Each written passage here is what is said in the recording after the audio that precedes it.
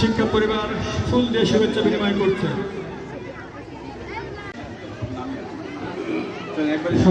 ফুল দিয়ে শুভেচ্ছা বিনিময় করছেন ফতেপুর গাজী রানিসা বালিকা বিদ্যালয় গ্রহণ করার জন্য আমাদের মঞ্চের দিকে আসছেন। এই জনপদের নারী শিক্ষার অগ্রগতির মাথায় রেখেই এই বিদ্যালয় প্রতিষ্ঠিত। ধুকে ধুকে এখনো পর্যন্ত সরকারি বেসরকারির সকল সহযোগিতায় আজকের এই বিদ্যালয়টি এই পর্যায়ে এসছে।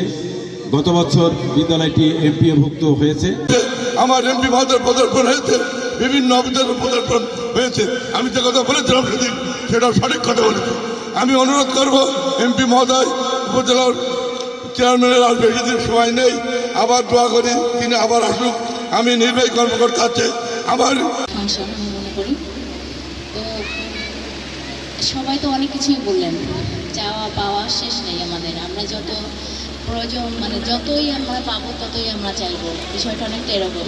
কিন্তু আমি শুধু অল্প কথা বলবো, সেটা শুধু শিক্ষার উন্নয়নের জন্য। আমাদের মূল উদ্দেশ্য কোনটা? মূল উদ্দেশ্য শিক্ষা, যে একটা মানসম্মত শিক্ষা, এবং সেই মানসম্মত শিক্ষা আমাদেরকে নিশ্চিত করতে হবে। আমাদের কাঠামোগত উন্নয়ন প্রয়োজন, অবশ্যই প্রয়োজন, আমি সেটাকে অস্বীকার করব না। তবে সব থেকে বেশি প্রয়োজন আমাদেরকে মানসম্মত শিক্ষায় শিক্ষিত করে তোলা। এই স্কুলে যতগুলি মেয়ে আছে, আমরা যদি প্রত্যেকটা মেয়েকে একদম সঠিক শিক্ষায় সুশিক্ষিত করে তুলি, তাহলেই এই স্কুলের সার্থকতা আসবে।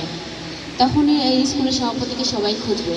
যখন এই উপজেলার মধ্যে সব থেকে ভালো রেজাল্ট করবে গাজী রানিসা নিম্ন মাধ্যমিক বালিকা বিদ্যালয়ের ছাত্রীরা, তখন কিন্তু এই স্কুলের সভাপতিকে সবাই খুঁজবে। তখন আমাদের সভাপতি সাহেবের কোনো কিছু চাওয়ার দরকার হবে না, সে চাওয়ার আগেই সব কিছু পেয়ে যাবে। তো আমাদের সব থেকে আগে উচিত শিক্ষার মান উন্নয়ন করা। এক একটা বাচ্চাকে আপনারা এমনভাবে গড়ে তুলবেন যেন এই বাচ্চা কথা বলবে অন্য সকল স্কুলের থেকে অনেক বেশি এগিয়ে, এবং তারা যখন কথা বলবে তখন যেন বুঝতেই পারা যায় যে এরা গাজী রানিসা মাধ্যমিক বিদ্যালয়ের স্টুডেন্ট, যার কারণে তারা এতটা এক্সপার্ট, তারা এতটা ভালো জানে। তো আমি সব এখানে মায়েদেরকে বলবো, আপনারা বাচ্চাদেরকে পড়াশোনার প্রতি আগ্রহী করে তুলবেন। আর মেয়ে শিশু বলে অযত্ন করবেন না, অবশ্যই ছেলে শিশুকে যতটা যত্ন করেন একটা মেয়ে শিশুকে ততটাই যত্ন করবেন। তাদের খাবার দাবার সব কিছুর প্রতি নজর দিবেন। এর পাশাপাশি শিক্ষকদেরকে বলবো তাদের পড়াশোনা এবং পড়াশোনা এবং মানসিক বিকাশের জন্য খেলাধুলা অনেক বেশি প্রয়োজনীয়, খেলাধুলার প্রতিও নজর দিবেন। তো আমি কথা আর বাড়াচ্ছি না, আমরা মাননীয় প্রধান অতিথির বক্তব্য শুনবো। তো আমি স্কুলের উত্তর সাফল্য কামনা করছি এবং আপনাদের সকলের সুস্বাস্থ্য ও দীর্ঘায়ু কামনা করছি। সবাইকে ধন্যবাদ। আসসালামু আলাইকুম। জয় বাংলা। এই লক্ষ্যে কিন্তু আমাদের মাননীয় প্রধানমন্ত্রী জননেত্রী শেখ হাসিনা নারী ক্ষমতায়নের বিশ্বে একটি নজির স্থাপন করেছেন, দৃষ্টান্ত স্থাপন করেছেন। উনি নারী ক্ষমতায়নের বিশ্বের অগ্রদূত। আমাদের অনেক সভ্য দেশ ছাড়াও উন্নত দেশ থেকেও, আমাদের পার্শ্ববর্তী ভারত থেকেও বাংলাদেশের নারী ক্ষমতায়নে কিন্তু আমরা অনেক এগিয়ে গেছি। এই পরিকল্পনা সম্পূর্ণ আমাদের মাননীয় প্রধানমন্ত্রী জননেত্রী শেখ হাসিনা। সাবলীল শুভেচ্ছা বক্তব্যের জন্য এ পর্যায়ে স্বাগত বক্তব্য নিয়ে আসছেন ফতেপুর গাজী রানিসা সদস্যবৃন্দ প্রদান করছেন ফতেপুর গাজী রানিসা বালিকা বিদ্যালয়ের সভাপতি সহ কার্যনির্বাহী সদস্যবৃন্দ। মা সমাবেশ করি নিয়ে মাকে, তাই আমরা সকলে স্কুলে নিয়ে যাই মাকে। আমরা এই দিনে পেয়েছি অনেক বড় উপহার। এই দিনটিতে এসেছেন মাননীয় এমপি সালাউদ্দিন মিরাজি স্যার। তিনাকে পেয়ে গাজী রানিসা স্কুলের খুশির নেই সমাহার। সবার মুখে একই কথা, এমপি সালাউদ্দিন মিরাজি স্যার করবেন উন্নত জনতা। গুণীজ্ঞানী ব্যক্তি তিনি, তিনার মতন হবে যিনি, সফলতা পাবেন তিনি। সৃষ্টিকর্তা আপনি বাড়িয়ে দেন তার মান, তিনি মহেশপুর কোটচাঁদপুরের সম্মান। স্মার্ট বাংলাদেশ হিসাবে গড়ে তুলব, স্মার্ট বাংলাদেশ হিসাবে গড়ে তুলব আমরা। সেই লক্ষ্যে ইতিমধ্যে মধ্যম আয়ের দেশে আমরা 2021 সালে উন্নীত হয়েছি। আমরা 41 সালের অনেক আগেই ইনশাল্লাহ স্মার্ট বাংলাদেশ হতে পারবো, যদি আপনাদের সবার সহযোগিতা থাকে। সেই ক্ষেত্রে মাননীয় প্রধানমন্ত্রী একটি অভিলাষ ব্যক্ত করেছে। সেই অভিলাষটি কি, এটাও আমাদেরকে জানতে হবে। উনি অভিলাষ ব্যক্ত করেছেন যে উন্নত দেশে হবে না, আমাদের সেই বাংলাদেশ হবে একটি স্মার্ট বাংলাদেশ। এই স্মার্ট বাংলাদেশ গড়তে হলে আজকে মায়েদেরকেও স্মার্ট হতে হবে। আজকে মায়েরা স্মার্ট হবে, আপনার সন্তানদেরকে স্মার্ট সন্তান হিসাবে, যোগ্য নাগরিক হিসাবে আপনারা গড়ে তুলবেন। তাদের মানবিক শিক্ষা, নৈতিক শিক্ষা, বিভিন্ন ধরনের শিক্ষায় তাদেরকে শিক্ষিত করবেন।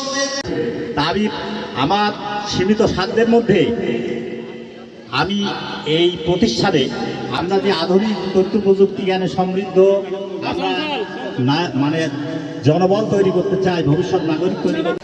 সুতরাং আমি শুরুতে এই কথাটা দিয়ে শুরু করতে চাই।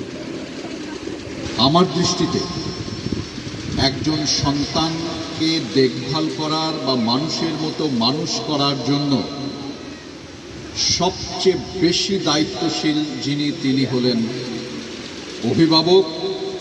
সেখানে বাবা, মা এবং তাদের অবর্তমানে অন্যরা থাকতে পারে, কিন্তু অভিভাবকদের ভিতরে সবচেয়ে দায়িত্বশীল এবং দায়িত্ববান হলেন মা। আধারে ঢাকা ছিল জনপদ, ছিল না উন্নয়ন। তুমি এলে তাই সব কিছু পেল এদেশের জনগণ। তোমার হৃদয়ে ভালোবাসা আছে, আছে মাটির টান। সব মানুষের মুখে মুখে শুনি তাই তোমারই জয়গান। জনতা তোমাকে কাছে পেয়ে আধার অতীত ভুলেছে, সম্ভাবনার সকল দ্বার সবখানে আজ খুলেছে। কে কোন দলের, কে কোন মতের, আজকে সেসব তুচ্ছ। দুচোখে তুমি উন্নয়নার সোনালি সুদিন খুঁজছ। সালাউদ্দিন স্যার, তুমি বুকে রেখো শুধু সুমহান মমতা।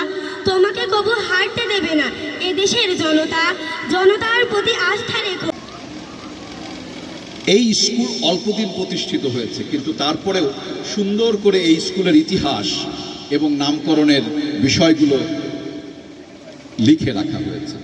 প্রত্যেকটা স্কুলে যদি তাদের সেই ইতিহাসটাকে সংরক্ষণ করা হয় তাহলে কি হবে? আমরা থাকবো না, কিন্তু ইতিহাস কথা বলবে। কিন্তু সেই সাথে অর্জনগুলো এবং ব্যর্থতাগুলোও লিখে রাখতে হবে, যেটাকে আমরা বলি ডাইজেস্ট অফ এভরি ইভেন্ট। অর্থাৎ আমরা আগে যেরকম কি লিখতাম, ডায়েরি লিখতাম, সেরকম লিখে রাখতে হবে প্রত্যেক দিনের এই কার্যক্রমে কি ঘটলো, সেই ঘটনা প্রবাহ, এবং তারপরে সেটা সংক্ষেপ করে প্রতি বছরে সেটাকে ইতিহাস হিসেবে সংরক্ষণ করা যেতে পারে। আর এই স্কুলের যত ছাত্রীরা এখান থেকে পাশ করে চলে যাবে তাদের একটা অ্যালামনাই অ্যাসোসিয়েশন, অর্থাৎ তাদের একটা সংগঠন দাঁড় করাতে হবে, কারণ এরাই আগামী দিনে ইউনো হবেন, আরও বড় পোস্ট নেবেন। তখন এই স্কুল তাদেরকে শেকড়ের দিকে টানবে, যাতে তারা আসে, দেখে, বোঝে এবং দায়িত্ব নেয়। তো শুধু এই স্কুল নয়, আমি সকল স্কুলেই এই অ্যালামনাই অ্যাসোসিয়েশন এবং তাদের এই ইতিহাসটাকে সংরক্ষণ করার জন্য উদাত্ত আহ্বান জানাচ্ছি সংশ্লিষ্ট সকলকেই। যে উক্তিটি রয়েছে সেটা হলো, একমাত্র সশিক্ষিত, সুশিক্ষিত, আলোকিত মায়েরাই দিতে পারে আগামী দিনের ভবিষ্যৎ আলোকিত সন্তানদেরকে, এবং এর মধ্য দিয়েই আলোকিত হতে পারে সমাজ, এগিয়ে যেতে পারে সমাজ, এগিয়ে যেতে পারে দেশ। এই মুখ্য দায়িত্ব পালনের জন্যই আমাদের উপজেলা চেয়ারম্যান মহোদয়ার একটা বলেছেন নারীর ক্ষমতায়নের কথা।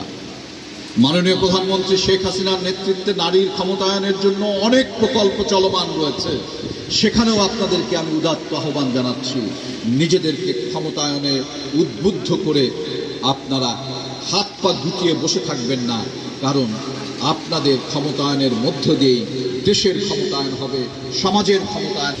আমি সবার উদ্দেশ্যে বলছি, একটা শিক্ষাঙ্গনের যদি সত্যিকার অর্থের উন্নয়ন চাই, তাহলে অবকাঠামোগত উন্নয়নটা হতে হবে সবার নিচে। ঈশ্বরচন্দ্র বিদ্যাসাগর কিন্তু সেই ল্যাম্পপোস্টের তলায় বসেই শিক্ষা অর্জন করেছিল, আমাদের পূর্বপুরুষরা কিন্তু ল্যাম্প জ্বালায় শিক্ষা অর্জন করেছিল, তারা কিন্তু ঘরে বসেই শিক্ষা অর্জন করেছিল। আজকে ডিজিটাল ল্যাব থেকে শুরু করে দালান কোটা সব কিছু আছে, কিন্তু সেখান থেকে আমরা কি প্রোডাক্ট দিচ্ছি বা কেমন সন্তানদেরকে শিক্ষিত করছি, এই প্রশ্ন আপনাদের সবার কাছে দিয়ে গেলাম। অতীতে যদি এত সীমাবদ্ধতার মধ্য দিয়েও আলোকিত মানুষ হতে পারে, তাহলে আজকে কেন আমরা পারছি না?